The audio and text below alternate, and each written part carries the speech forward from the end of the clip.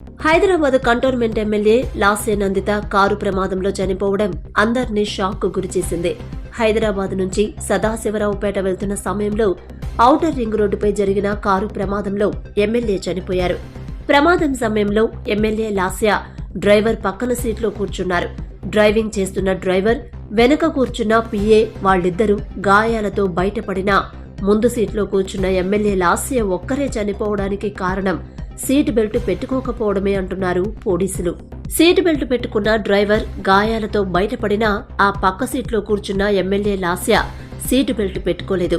దీంతో ప్రమాదం జరిగిన తర్వాత భారీ కుదుపునకు గురవ్వడంతో పాటు ఎమ్మెల్యే లాస్య కూర్చున్న వైపు ఔటర్ రింగ్ రోడ్ రైలింగ్ కు బలంగా ఢీకొంది కారు. ప్రమాదం జరిగిన సమయంలో కారు వేగం 90 నుంచి 100 కిలోమీటర్లు ఉంటుందని భావిస్తున్నారు. అంత వేగంగా వెళ్లి రైలింగ్ ను ఢీకొట్టడంతో వల్లే ఎమ్మెల్యే లాస్య చనిపోయింది.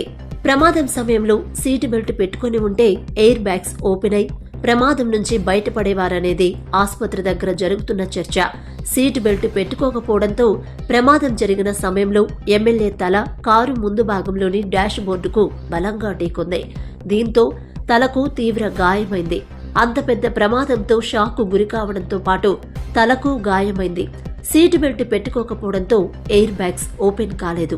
ఈ కారణంతోనే ఎమ్మెల్యే లాస్య కారు ప్రమాదంలో చనిపోయారనేది ప్రమాదం జరిగిన తర్వాత అక్కడ వారు చెబుతున్న మాట. ఏదేమైనా సీటు బెల్ట్ ఒక కారణమైతే ఎమ్మెల్యే అయిన తర్వాత ఎమ్మెల్యే లాస్యను వెంటాడుతున్న దురదృష్ట ఘటనలకు కారు ప్రమాదం మరోలా ముగింపించిందనేది అందరిలో జరుగుతున్న చర్చ.